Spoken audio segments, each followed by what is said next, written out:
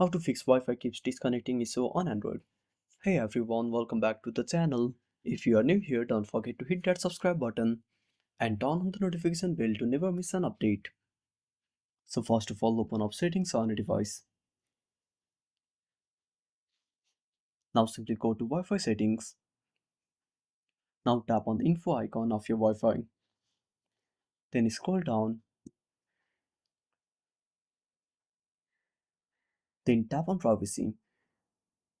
Now select use device MAC address.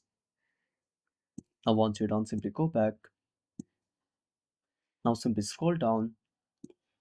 Go to system and update. Then go to software update and make sure to update your device to the latest version. If it's still not fixed your issue, simply go to backup and reset.